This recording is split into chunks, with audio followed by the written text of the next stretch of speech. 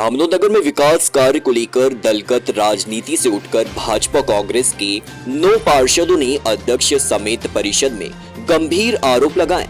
वहीं आज दिनांक 2 जनवरी 2024 को धामनोद नगर परिषद में प्रेस कॉन्फ्रेंस रखकर कांग्रेस के नगर पंचायत उपाध्यक्ष जयश्री अंतिम यादव सहित भाजपा कांग्रेस के 9 पार्षदों द्वारा नगर पंचायत अध्यक्ष सीमा विष्णु पाटीदार पर नगर विकास कार्य अवरुद्ध करने को लेकर प्रेस कॉन्फ्रेंस रखी गई, जिस पर जनप्रतिनिधियों द्वारा नगर पंचायत द्वारा अध्यक्ष पर गंभीर आरोप लगाते हुए बताया कि अध्यक्ष द्वारा नगर में दलगत राजनीति करते हुए विकास कार्य अवरुद्ध कर रखा है, जिसके तहत बताया कि हमारे द्वारा पूर्व में नगर पंचायत में आयोजित बैठक में सभी पार्षदों ने एक मत होकर नगर के हित में 351 प्रस्ताव पास किए गए थे, ताकि दलगत राजनीति से उठकर नगर का चहू और विकास कार्य हो सके।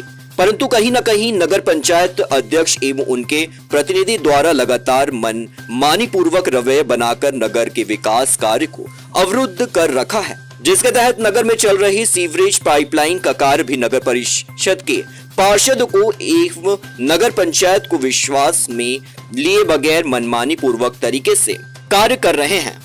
वही विगत दिनों पीआईसी की बैठक 26 दिसंबर 2023 को बुलाकर प्रस्ताव क्रमांक 2 से 25 तक को भी निरस्त कर दिया गया, जिसको लेकर भी पार्षदों में आक्रोश देखा गया।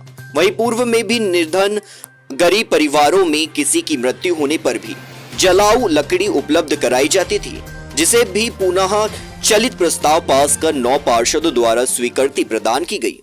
प्रेस नोट जारी करा और मैडम से भी हमने कुछ सवाल जवाब करने के लिए हम यहाँ सब पार्षद के लोग खड़े हैं। हम यहाँ पर बीजेपी और ना कांग्रेस कर रहे हैं, हम नगर के विकास के लिए यहाँ पर चर्चा का विषय बनाया, हमने मैडम से चर्चा का विषय रख रहे हैं।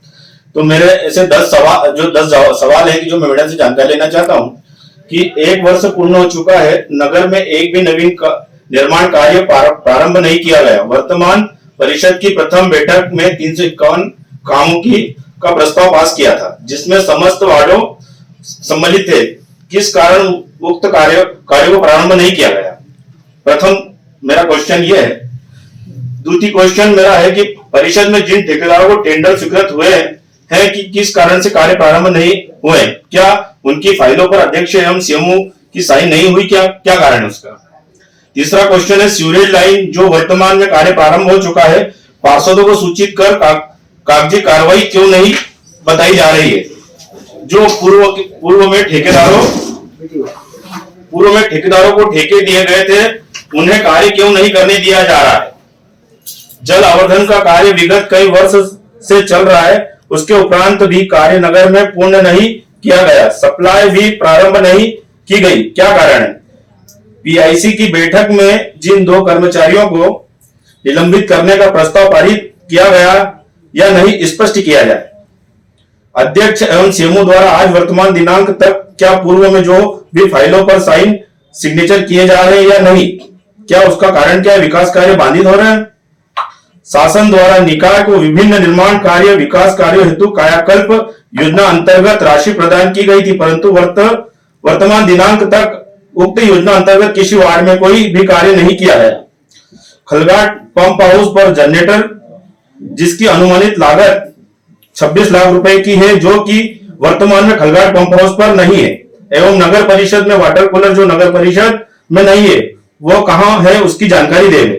क्या धामनोद नगर में बीजेपी कांग्रेस की जा रही है अध्यक्ष महोदया द्वारा, जिसके कारण नगर में विकास कार्य बाधित हो रहा है?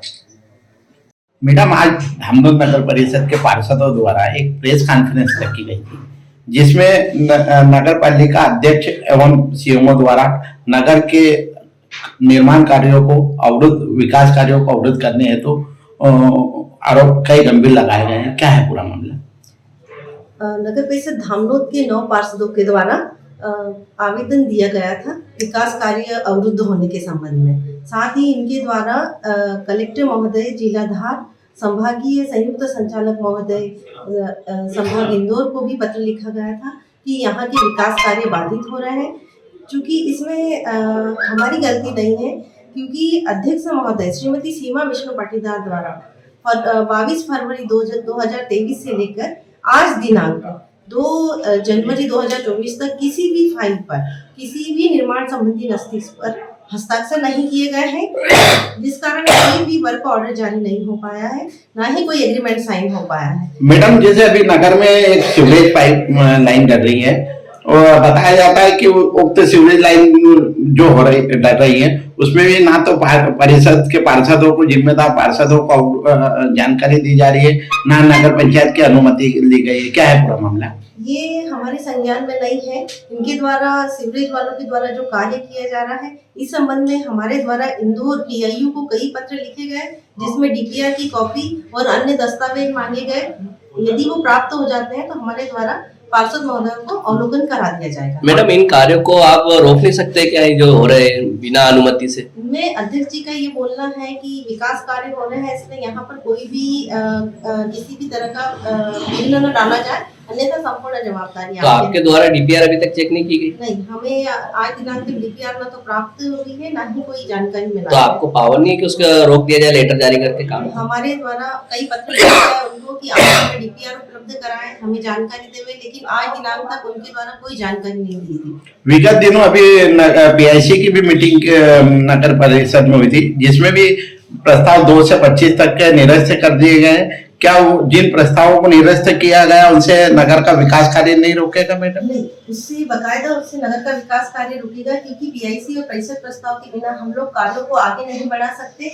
तो इस कारण उन्होंने जो बिंदु क्रमांक 2 से 25 तक निर्माण कार्य से संबंधित प्रस्ताव थे, वो प्रस्तावों को श्रीमती सीमा विष्णु पाटीदार द्वारा निरस्त कर दिया गया और PIC में भी उनके द्वारा PIC प्रभारी से रजिस्टर। जो प्रस्ताव मैडम निरस्त किए गए हैं उसमें कुछ महत्वपूर्ण प्रस्ताव बताइए जिनके निरस्त करने से नगर का विकास रुकेगा। इसमें कायाकल्प का जो हम लोगों को तकनीकी स्वीकृति लेना है, कायाकल्प द्वितीय चरण की, वो रुक जाएगा, जिससे सड़क निर्माण अवरुद्ध हो जाएंगे। इसके पूर्व में भी पाटीदार समाज के द्वारा वहां पर धरना दिया गया था निर्माण कार्य के संबंध में, वो कार्य अवरुद्ध हो जाएगा। मैडम जी, जैसे अभी कुछ बताया जाता है कि कुछ बहुत सारी राशि लाखों रुपए की निरस्त होने के कगार पे, जो पहले से फंड आया हुआ है, काम नहीं होने के कारण वापस राशि लेप्स हो सकती है, जिससे भी नगर का विकास रुकेगा। कायाकल्प प्रथम चरण का जो रोड निर्माण संबंधित कार्य था, उसका वर्क ऑर्डर जारी हो चुका है, लेकिन उसका आज दिनांक तक कोई कार्य प्रारंभ नहीं किया गया है। उसकी राशि 80 लाख रुपए जो प्राप्त हुई थी, तो जो कि यहाँ पे कार्य नहीं हो रहा है, तो गवर्नमेंट ने हमें एक पत्र लिखा था कि आपको ये राशि 50 लाख आपके द्वारा लौटा दी जाए, जब कार्य प्रारंभ होंगे तब ये आपको पुनः लौटा दी जाएगी।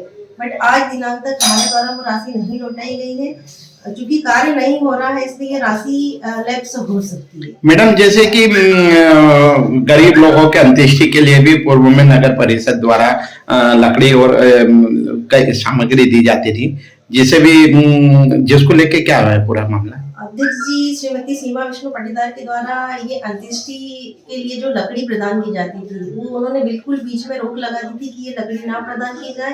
बाद में उपाध्यक्ष महोदय और अन्य पार्षदों 9 पार्षदों के द्वारा मिलकर एक प्रस्ताव किया गया है, जिसमें उनके द्वारा ये लकड़ी देने की बात रखी गई। आप क्या गरीब लोगों को अंत्येष्टि के लिए लकड़ी मिल रही है? प्रदान की जा रही है। आपका पूरा नाम और पद? माया मंडोई, CMO नगर परिषद धामनोद।